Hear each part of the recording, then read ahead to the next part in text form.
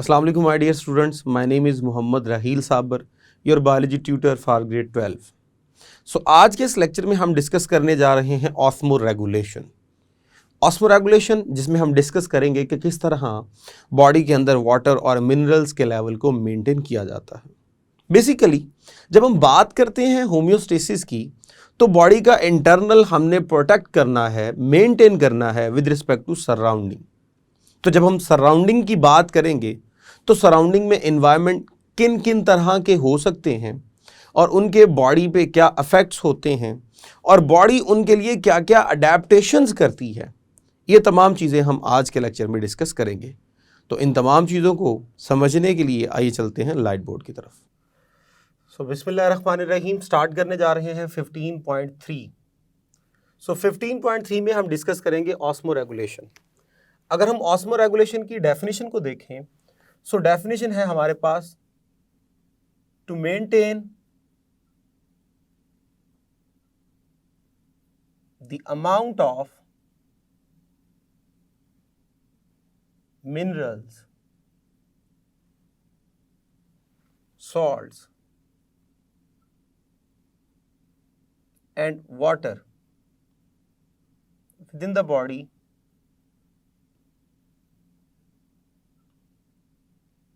of living organism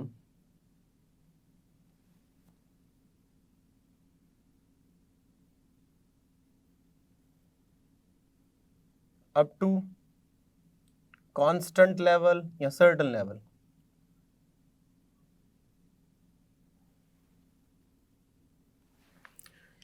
so body के अंदर minerals की, सॉल्ट्स की कॉन्सेंट्रेशन को, वाटर की कॉन्सेंट्रेशन को कंट्रोल करना, ये हमारे पास ऑस्मो रेगुलेशन के अंदर आता है। मिसाल के तौर पे जब आप पानी पी रहे हैं, डेफिनेटली बॉडी ने आपको, प्यास थी आपको, बॉडी ने फ़ौरन डिमांड की कि पानी पिया जाए, आपने पानी पिया, आपकी बॉडी से स्वेटिंग हो रही है, आप यूरिनेशन कर रहे हैं, खाना खा रहे हैं, ये तमाम चीज़ें जो है हमारी ऑस्मो रेगुलेशन में आती हैं। सो ऑस्मो रेगुलेशन में बॉडी के अंदर वाटर के लेवल्स को, मिनरल्स के लेवल्स को, सॉल्ट्स के लेवल को कंट्रोल किया जाता है और एक सर्टन लिमिट तक उनको एडजस्ट किया जाता है। अब ऑस्मो रेगुलेशन हमारे पास है होम्योस्टेसिस का पार्ट। अब होम्योस्टेसिस में हमने डिस्कस किया था कि बॉडी के इंटरनल एनवायरनमेंट को हमने एडजस्ट करना होता है with respect to external environment. अब जो एक्सटर्नल एनवायरनमेंट है उसमें बहुत ज़्यादा चेंज आता है, जबकि बॉडी ट्राई करती है कि अपने इंटरनल एनवायरनमेंट में कम से कम चेंज लेके आए। ये जो यहाँ पे वर्ड कांस्टेंट लिखा है, इस कांस्टेंट का मतलब कभी भी हमने फिक्स नहीं लेना। ये कभी भी ऐसा नहीं है कि ये फिक्स है, ये चेंज हो ही नहीं सकता। यानी ये हमारे पास फिजिक्स वाला या मैथमेटिक्स वाला कांस्टेंट नहीं है कि it will never ever change. It can be change, लेकिन वो जो चेंज होता है वो इतना नॉर्मल होता है, इतना कम होता है कि वो इग्नोरेबल होता है। इसलिए हम वहाँ पे वर्ड जो है वो यूज़ कर लेते हैं कांस्टेंट। तो कांस्टेंट कभी भी ऐसा नहीं होगा कि ये चेंज नहीं होगा, चेंज होगा। यानी हमारी बॉडी अपने इंटरनल एनवायरनमेंट में चेंज ज़रूर लेके आएगी, लेकिन वो जो चेंज होगा वो इतना थोड़ा सा होगा कि हम उसको इग्नोर कर देते हैं। सो हमें यहाँ पर वाटर के लेवल को, मिनरल्स के लेवल को कंट्रोल करना है। जब इन लेवल्स को कंट्रोल करना है तो वो definitely with respect to surrounding करना है। अगर एक ऑर्गेनिज्म अपनी बॉडी के अंदर या एक सेल अपनी बॉडी के अंदर चेंज ला रहा है तो वो विद रिस्पेक्ट टू एक्सटर्नल क्या कर रहा होगा, चेंज ला रहा होगा।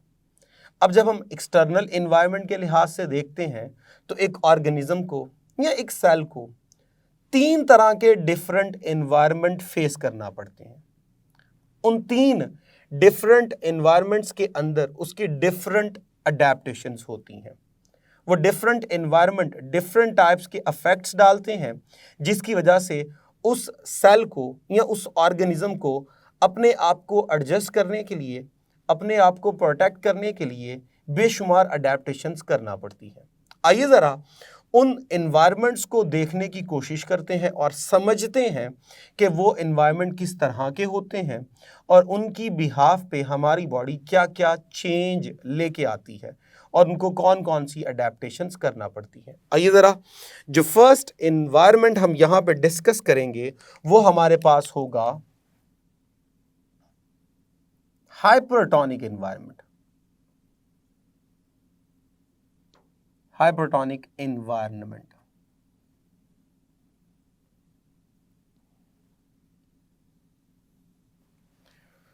हाइपरटोनिक इन्वायरमेंट को समझने के लिए हम एक वर्ड यहां पे लिख सकते हैं विच इज कॉन्सेंट्रेटेड। तो मैं इसकी शॉर्ट फॉर्म लिख रहा हूं CONC, मीन कॉन्सेंट्रेटेड इन्वायरमेंट।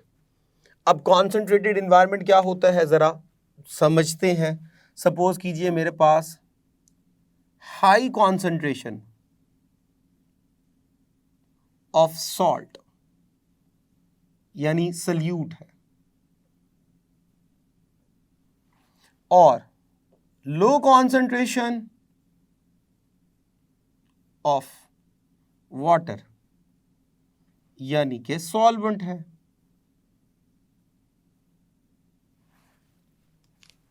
तो इस तरह के इन्वायरमेंट को हम कंसीडर करते हैं कॉन्सेंट्रेटेड इन्वायरमेंट, और वो जो कॉन्सेंट्रेटेड इन्वायरमेंट होता है उसे बोलते हैं हाइपरटोनिक, क्योंकि यहां पे जो वर्ड यूज हुआ है हाइपर, हाइपर ये शो करता है वेरी हाई को। तो हमने वेरी हाई किसे रखा है? सॉल्ट को। तो हमारे पास जो है वो सॉल्ट की कॉन्सेंट्रेशन, सल्यूट की कॉन्सेंट्रेशन बहुत ज्यादा हाई है। और ये जो हम देख रहे हैं वो किस लिहाज से देख रहे हैं?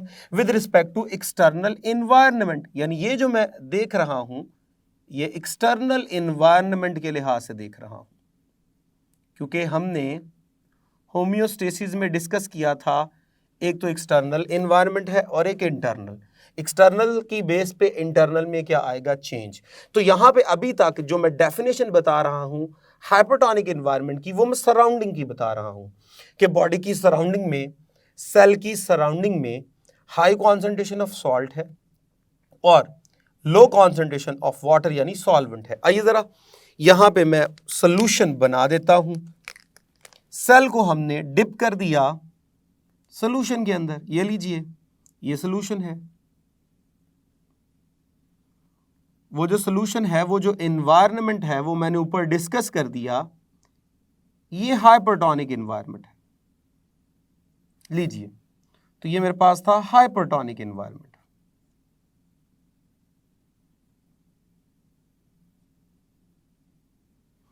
और ये कौन सा एनवायरनमेंट है? डेफिनेटली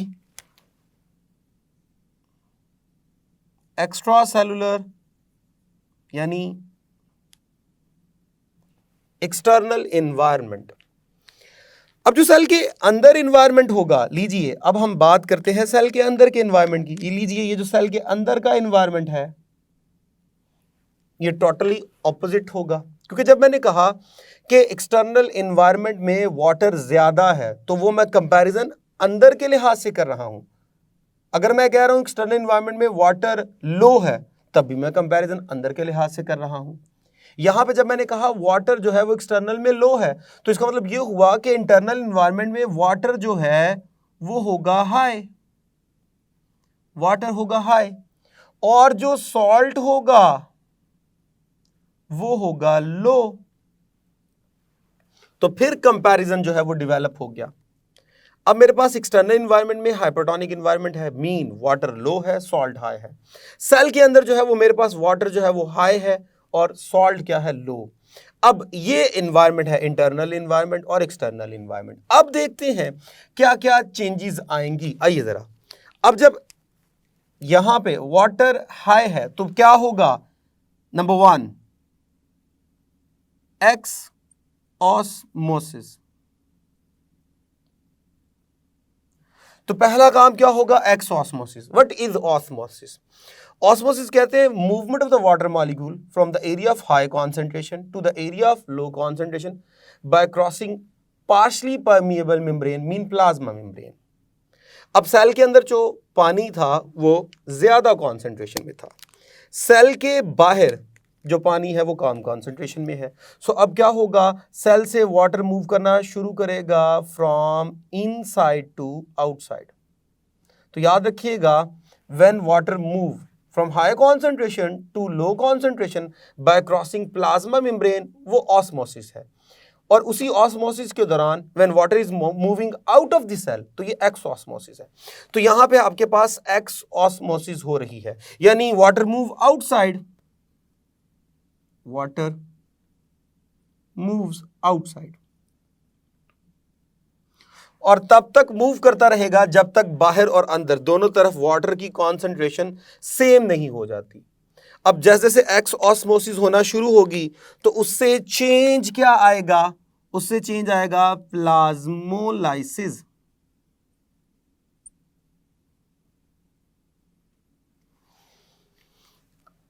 प्लाज्मोलाइसिस, अब प्लाज्मोलाइसिस क्या है? प्लाज्मोलाइसिस कहते हैं जी shrinkage in the cytoplasm of the cell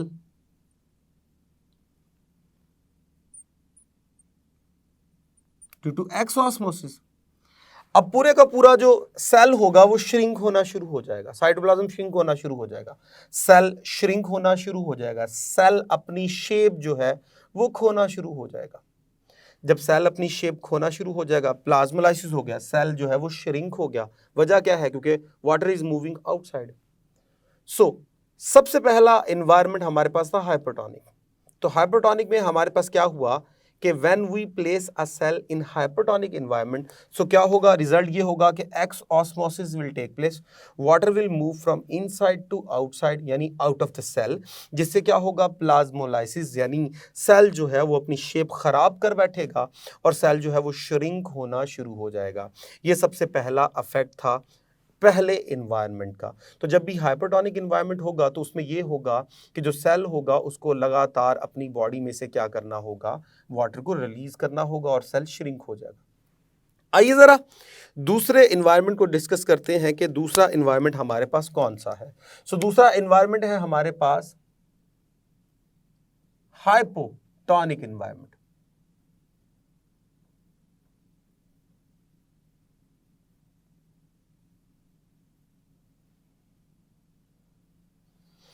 hypotonic environment, अब हाइपर में हमने कहा था वेरी हाई और हाइपो का मतलब होगा लो। सो यहां पे हाइपो का जो मीनिंग बनता है वो बनता है जी लो।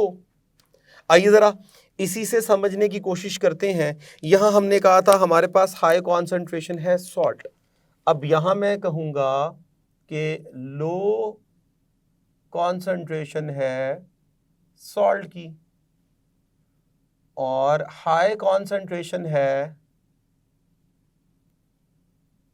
वाटर की। इसका बिल्कुल ऑपोजिट।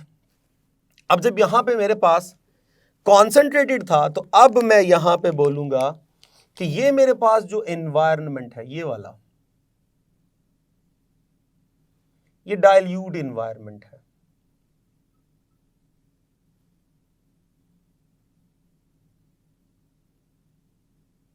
ये लीजिए,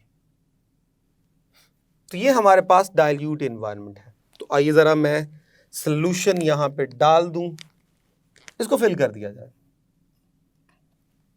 ये लीजिए, तो अब हमने सेल को फिल किया हुआ है एक हाइपोटोनिक एनवायरनमेंट से। सो ये मेरे पास हो गया हाइपोटोनिक एनवायरनमेंट। अब डेफिनेटली जिस तरह सेल के बाहर का एनवायरनमेंट है तो सेल के अंदर का भी एनवायरनमेंट होगा। तो सेल के अंदर के एनवायरनमेंट में क्या है, लीजिए सेल के अंदर के एनवायरनमेंट में हमें कहना है कि यहाँ पे वाटर जो होगा, बाहर अगर वाटर जो था वो हाई कॉन्सेंट्रेशन में था, अब हमारे पास जो वाटर होगा वो होगा लो कॉन्सेंट्रेशन में। बाहर जो है वो सॉल्ट मेरे पास है लो कॉन्सेंट्रेशन में, तो मैं बोलूँगा सॉल्ट मेरे पास अंदर है हाई कॉन्सेंट्रेशन में। और ये हम बता रहे हैं सेल के अंदर का एनवायरनमेंट।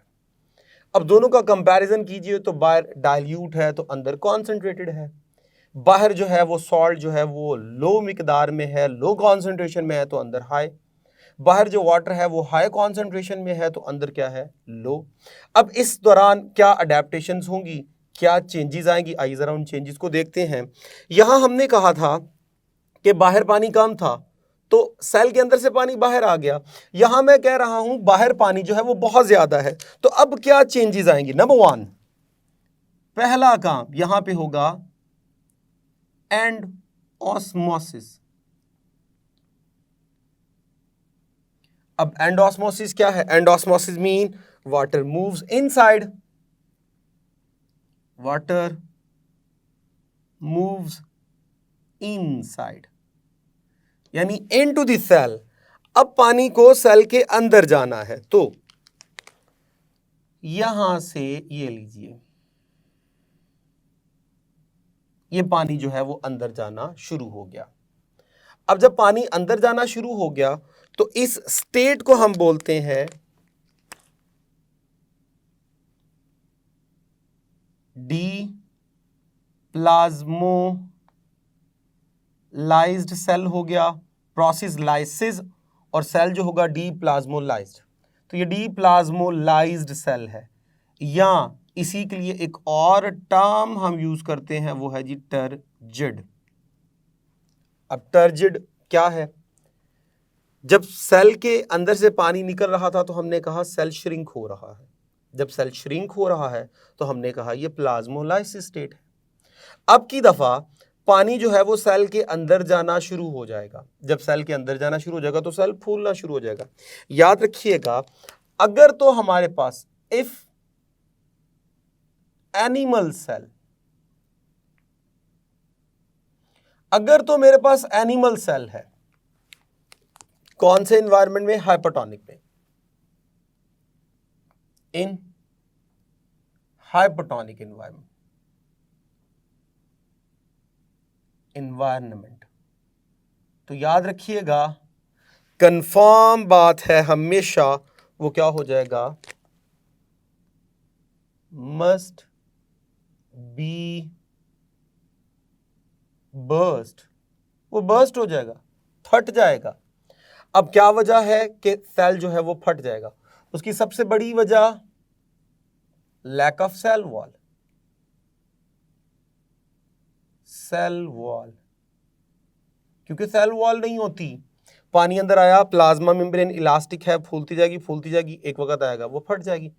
बिल्कुल इसी तरह जिस तरह आपके पास एक बलून है, अब उसमें हवा डालते जाए वो फूलता जाएगा, एक वक्त आएगा वो क्या हो जाएगा, बस्ट हो जाएगा, क्योंकि उसकी इलास्टिसिटी क्या हो जाएगी, खत्म हो जाएगी। बिल्कुल इसी तरह जब हमारे एनिमल सेल में पानी अंदर एंटर हो रहा है और वो आहिस्ता आहिस्ता फूलना शुरू हो गया, क्योंकि प्लाज्मा मेम्ब्रेन इलास्टिक स्ट्रक्चर है, तो एक वक्त ऐसा आएगा उसकी इलास्टिसिटी खत्म हो जाएगी और सेल क्या हो जाएगा, बस्ट हो जाएगा।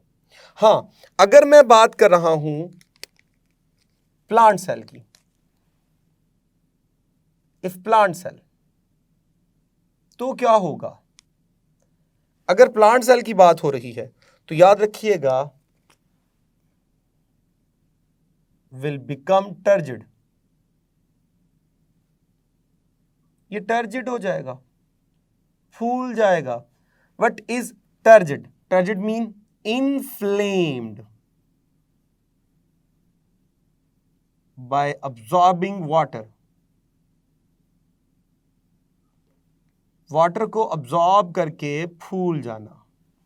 और याद रखिएगा will never ever burst, ये कभी भी बर्स्ट नहीं होगा। उसकी वजह हमारे पास ये है क्योंकि जो प्लांट सेल होता है कवर बाय सेल वॉल, जो कि रिजिड स्ट्रक्चर है। याद रखिएगा, इसी कॉन्सेप्ट के लिए हम यहां पे टर्म लिख रहे हैं osmotic lysis. What is osmotic lysis?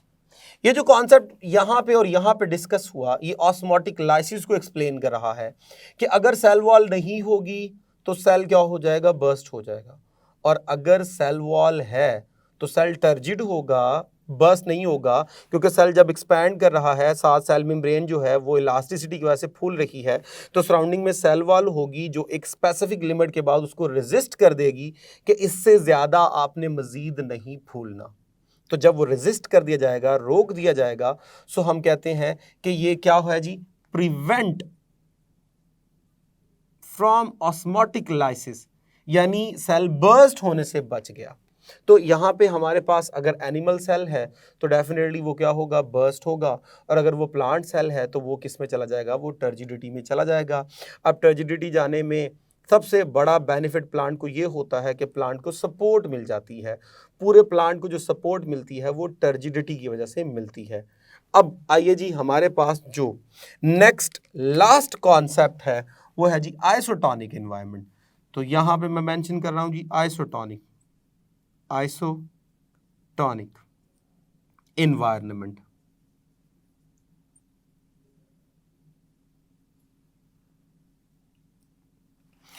अब आइसोटोनिक एनवायरनमेंट की अगर मैं बात करूं तो आइसो मीन सेम।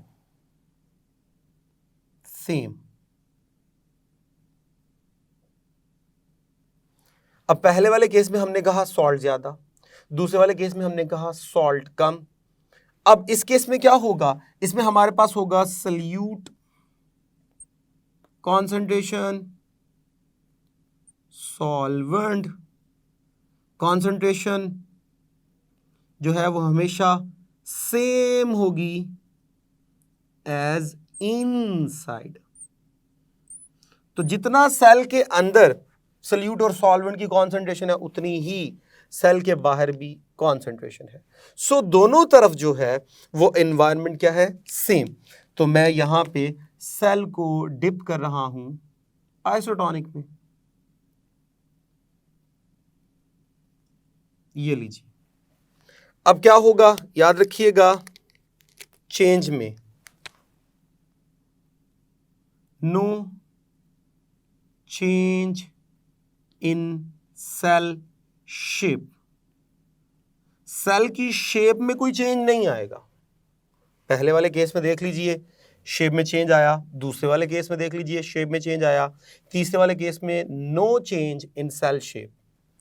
अब वजह क्या है, क्योंकि नेट लॉस जो है इज 0, क्योंकि यहां पे नेट लॉस क्या हो गया, 0 हो गया। मीन जितना सल्यूट बाहर है उतना अंदर, जितना सॉल्वेंट बाहर है उतना अंदर। पहली बात, मूवमेंट नहीं होगी, कोई चीज क्रॉस नहीं होगी, हर तरफ जो है वो कॉन्सेंट्रेशन क्या है, सेम। जब कॉन्सेंट्रेशन सेम है तो किसी किस्म का कोई फर्क नहीं पड़ेगा और सेल अपनी शेप को क्या रखेगा, मेंटेन रखेगा। तो इस एनवायरनमेंट को हम बोलते हैं आइसोटोनिक एनवायरनमेंट। तो इस तरह हमने इस लेक्चर में 3 एनवायरनमेंट्स को डिस्कस किया, हाइपरटोनिक एनवायरनमेंट, हाइपोटोनिक एनवायरनमेंट और आइसोटोनिक एनवायरनमेंट। बहुत बेस्ट यहाँ पे जो है वो शॉर्ट क्वेश्चंस पूछे जाते हैं कि what will happen if we place a cell in hypertonic environment, या what will happen if we place a cell in hypertonic environment। तो डेफिनेटली दोनों के लिहाज से आपको बताना होगा कि हाइपर के केस में एक्सऑस्मोसिस होगी, प्लाज्मोलाइसिस होगी, और अगर हम बात करें एक हाइपोटोनिक एनवायरनमेंट के लिहाज से तो उसके दौरान क्या होगी, एंडऑस्मोसिस होगी, और सेल जो है वो क्या करेगा, टर्जिडिटी में जाएगा अगर प्लांट सेल है, और अगर एनिमल सेल है तो वो क्या हो जाएगा, बर्स्ट हो जाएगा। और with respect to isotonic environment cell के अंदर किसी किस्म का कोई चेंज नहीं आता। सो डियर स्टूडेंट्स, इस तरह आज का लेक्चर हमने कंप्लीट किया, जिसमें हमने बहुत ही इंपॉर्टेंट डेफिनेशन ऑस्मोरेगुलेशन को डिस्कस किया, एक्सटर्नल एनवायरनमेंट में हाइपरटोनिक एनवायरनमेंट, हाइपोटोनिक एनवायरनमेंट और आइसोटोनिक एनवायरनमेंट को डिस्कस किया, उनकी प्रॉपर डेफिनेशंस डिस्कस की, और साथ ये भी डिस्कस किया कि उनका हमारी बॉडी के ऊपर या सेल के ऊपर क्या अफेक्ट होता है और क्या सेल उसके लिए अपनी अडेप्टेशंस करता है। इन तमाम चीज़ों को आपने ऑब्जेक्टिव पॉइंट ऑफ व्यू से रीड करना है और अच्छे से याद करना है। इनमें से ज़्यादातर शॉर्ट क्वेश्चंस ही पूछे जाते हैं। शॉर्ट क्वेश्चन पूछ लिया जाएगा कि what will happen if we place a cell in hypotonic environment या हाइपोटोनिक एनवायरनमेंट या आइसोटोनिक एनवायरनमेंट, या आपसे ये भी पूछ लिया जाएगा व्हाट इज हाइपोटोनिक एनवायरनमेंट या what is isotonic environment, what is hypotonic environment, यानी इन इन्वायरमेंट्स की आपने अच्छे से डेफिनेशन याद करनी है और उनका सेल पे अफेक्ट जो है वो भी क्या करना है, लर्न करना है। सो अब तक के लिए इतना ही, इजाज़त दीजिए for next lecture. Thank you very much, अल्लाह हाफिज़।